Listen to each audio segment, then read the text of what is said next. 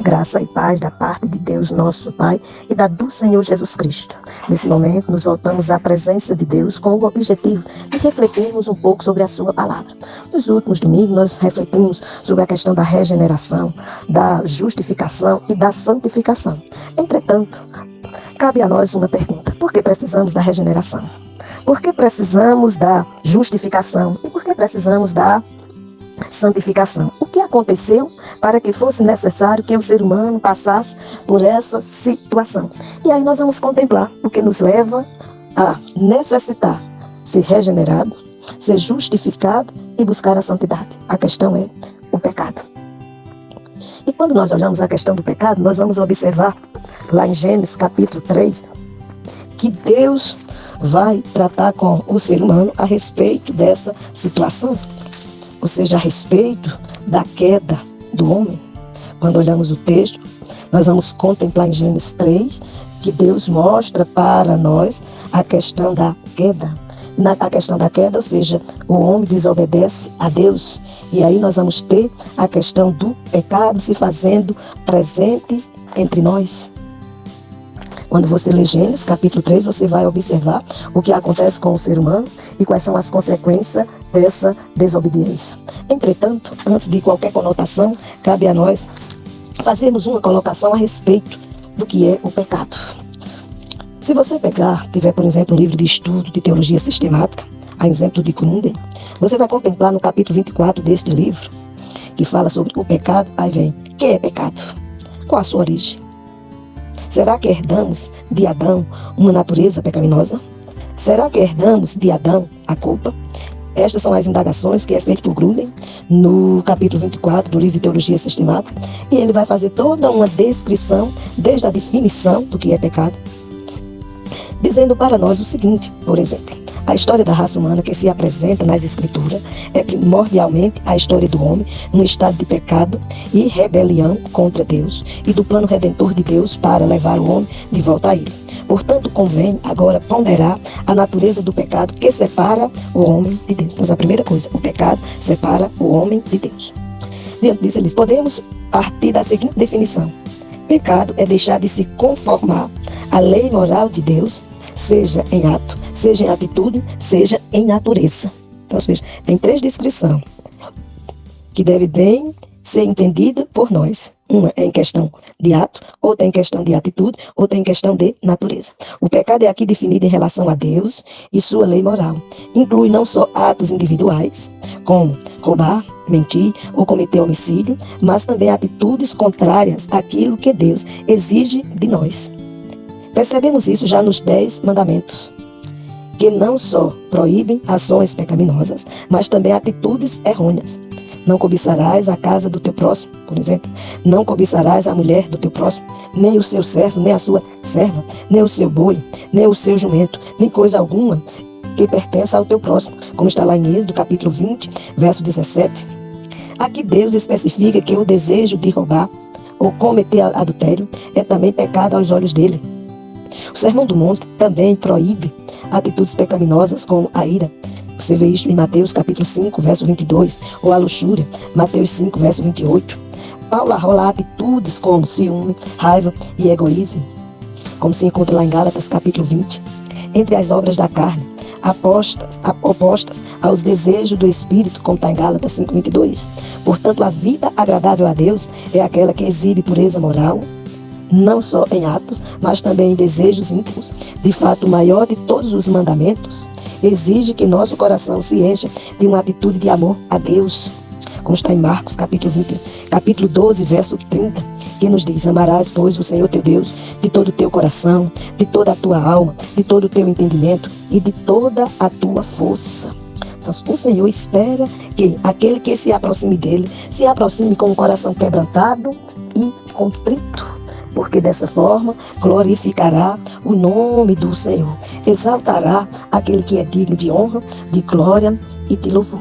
Entretanto, além das perguntas que já apresentamos no livro de Teologia Sistemática, vai mais uma pergunta. Essa se encontra na Bíblia de Estudo e Esperança, que é a seguinte: qual é a mais terrível consequência do pecado? E a resposta para esta pergunta está em Romanos capítulo 6, verso 23. O que diz o texto? Romanos 6, 23. Porque o salário do pecado é a morte, mas o dom gratuito de Deus é a vida eterna em Cristo Jesus, nosso Senhor. Além disso, na Bíblia, citada, que é a Bíblia de Estudo e Esperança, temos a seguinte colocação: a maior parte das pessoas tem medo dos resultados materiais e imediatos dos seus erros. Todavia, o pior resultado do pecado não é material e físico, mas sim espiritual. O pecado separa-nos de Deus e traz morte espiritual, pois ele nos torna culpáveis perante o Deus justo e santo. Sem dúvida alguma, nada pode ser mais triste e terrível que a morte espiritual, eterna de alguém. Aqui descobrimos como, de fato, precisamos de um remédio divino para um mal tão grande. E deixo como reflexão outras duas perguntas. A primeira delas: você acha que Deus é justo em condenar o homem por causa do pecado? Reflita. Segunda pergunta: pode um Deus santo e justo fazer vistas grossas para a realidade do pecado?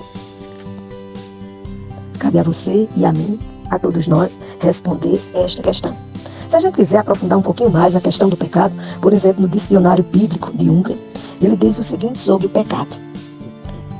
Pecado é errar o caminho ou sair do caminho correto. Pecado no sentido geral e depois no sentido original. No sentido geral, a ideia fundamental de pecado está relacionada à lei e a Deus, o legislador. Portanto, o pecado é toda determinação, propósito e atitude das criaturas morais de Deus que se apresenta contrária à vontade expressa de Deus, como está em Romanos, capítulo 3, versículo 20. Vou ler o texto para nós. 3, 20. Olha o que diz o texto no capítulo 3, versículo 20. Porque ninguém será justificado diante dele pelas obras da lei, pois pela lei vem o pleno conhecimento do pecado.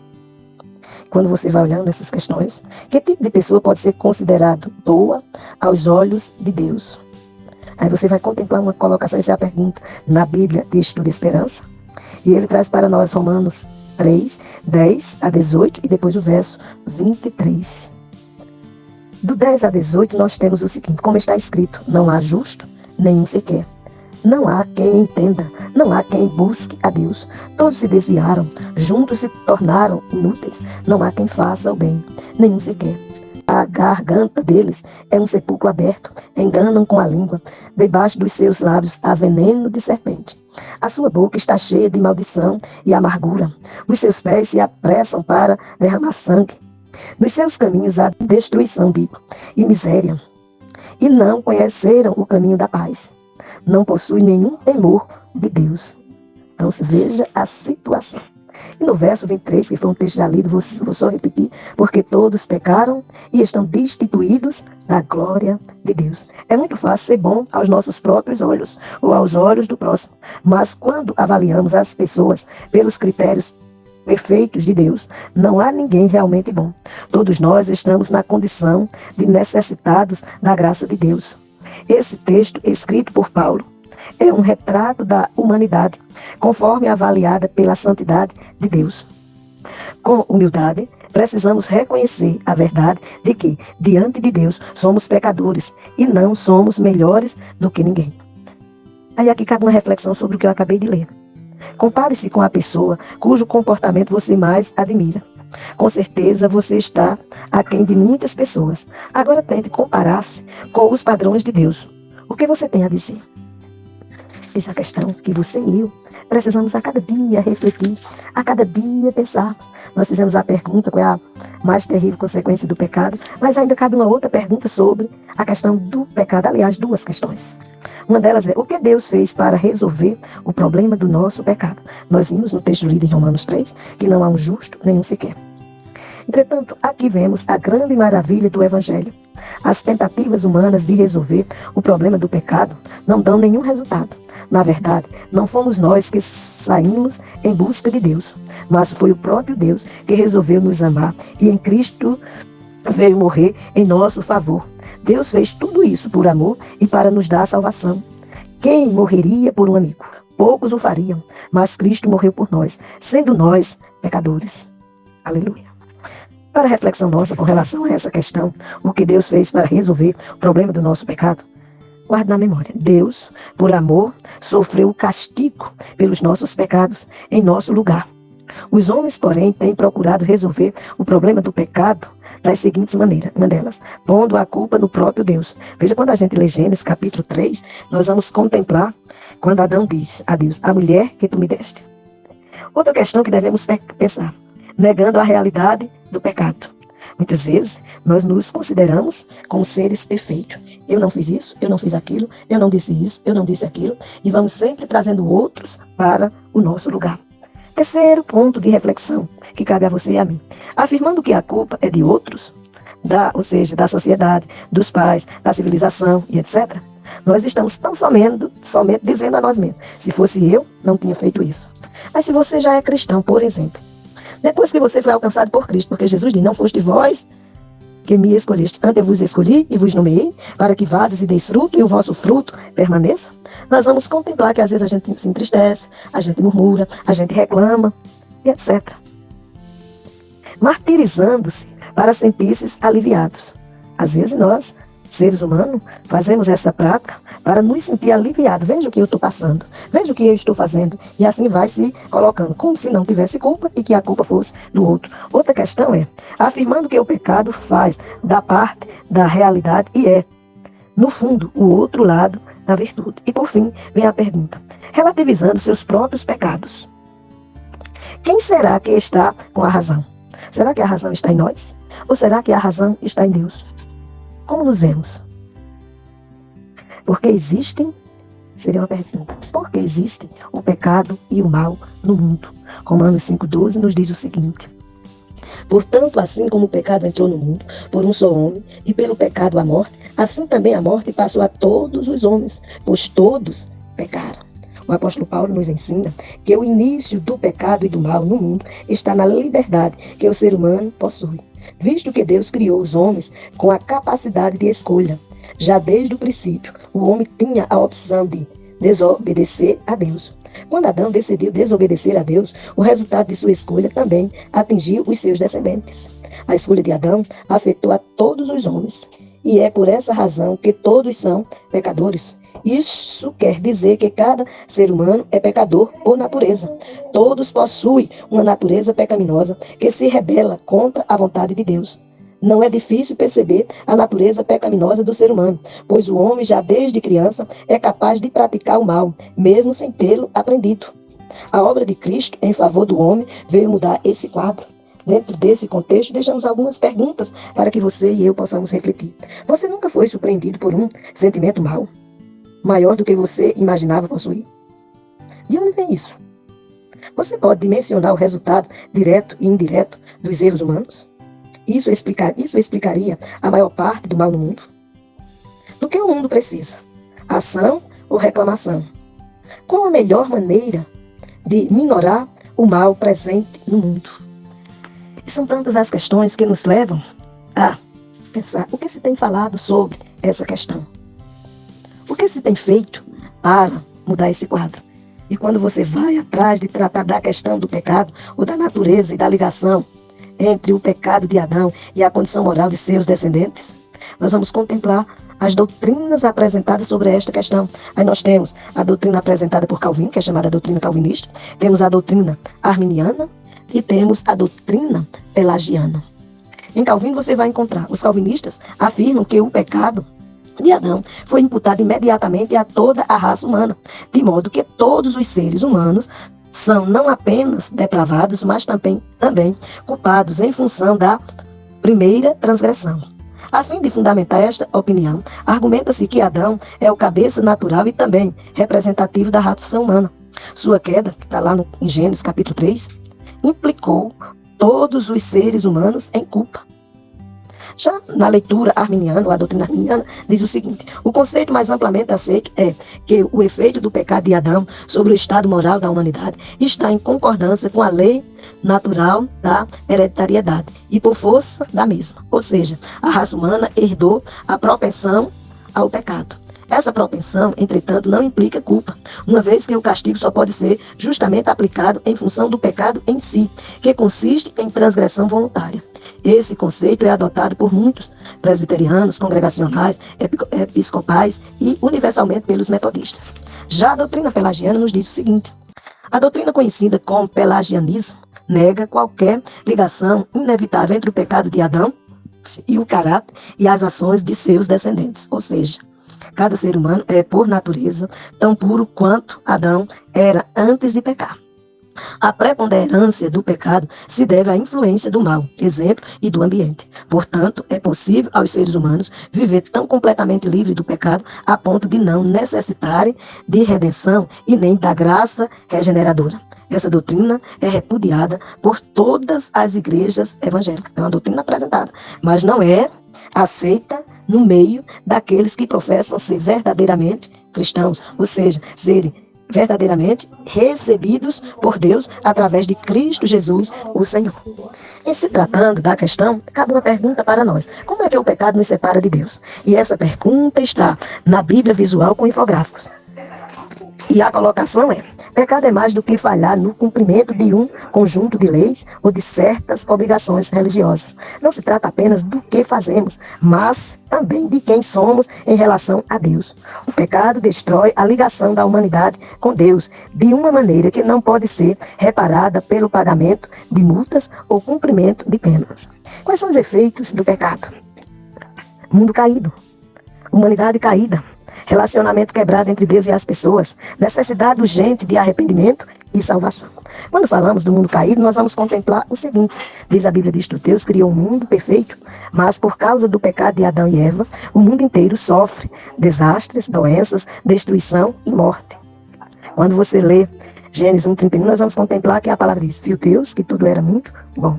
Já em Gênesis 3:17 e 18, nós vamos contemplar outra colocação a respeito do pecado. Romanos 8, do 20 ao 22, também. O que isso significa para nós? Os efeitos do pecado são maiores do que vemos em nossas escolhas pessoais. Nós ouvimos a respeito, ou até já experimentamos, terremotos, furacões ou doenças incuráveis. Mas Deus nos dá esperança, e um dia a dor insuportável deste mundo será substituída por uma alegria indescritível. Humanidade caída. Todo ser humano é pecador por causa da desobediência de Adão e Eva, como está lá em Gênesis 3, Amós 5:12, Romanos 3:23, Romanos 14:11. Pecado é mais do que quebrar os 10 mandamentos, que é apresentado lá em Êxodo. É qualquer escolha, pensamento ou ação imperfeita, como ceder à tentação, agir de forma egoísta ou negligenciar aqueles que passam necessidades. Deus quer que vivamos em retidão todos os dias, e isso só é possível com a ajuda do Espírito Santo. Seguindo ainda a questão, um relacionamento quebrado entre Deus e as pessoas. O que nos diz? A Bíblia diz tudo. Deus é santo e sem pecado. Ele não pode ter associação com qualquer coisa pecaminosa. O castigo para o pecado é a morte e a separação eterna de Deus. E você vai encontrar respaldo para esta afirmativa em Levítico 11:45, 1 Samuel 2:2, Mateus 25, do 31 ao 46 e 1 João 3, do 16 a 20. Os efeitos do pecado são profundos e graves. Tanto aqueles que estão tão centrados em si mesmos para colocar sua confiança em Jesus, como aqueles que permanecem fechados para as necessidades dos outros, não podem ser reconciliados com Deus. Sem o perdão dos pecados que Jesus oferece gratuitamente, ninguém será aceito na presença de Deus na vida eterna. Fechando esse breve estudo, esta breve reflexão sobre o pecado, temos necessidade urgente de arrependimento e salvação. Que nos diz o seguinte: a salvação está disponível a todos. Veja que a palavra nos diz: porque Deus amou ao mundo de tal maneira que deu seu Filho unigênito, para que todo aquele que nele crê não pereça, mas tenha a vida eterna. Então essa salvação está disponível a todos, mas apenas quem segue a Cristo e confia nele para perdoar os seus pecados pode ser reconciliado para um relacionamento eterno com Deus. Ninguém sabe quando terminará o seu tempo na terra. O tempo para arrependimento e salvação é agora. Conforme Lucas capítulo 15, versos de 11 a 32, Hebreus 8:12, 2 Pedro 3:9. Você e eu precisamos buscar a Deus enquanto é tempo. A palavra nos diz em Isaías: buscai ao Senhor enquanto se pode achar, invocai-o enquanto está perto. Deus é paciente e misericordioso. Ele quer que todas as pessoas voltem para Ele em arrependimento. Ele entende, na sua infinita sabedoria, as imperfeições da natureza humana. O amor de Cristo oferece uma chance de esperança e de salvação. Assim como Cristo foi ressuscitado dentre os mortos, assim também nós seremos ressuscitados da morte espiritual do pecado. Que Deus nos abençoe e que você que nos ouve pense um pouco sobre a sua condição espiritual e que você possa se achegar a Deus através de Cristo Jesus, o Senhor. Na nossa próxima reflexão, estaremos refletindo sobre como podemos ser perdoados e viver para Deus. Que Deus nos abençoe.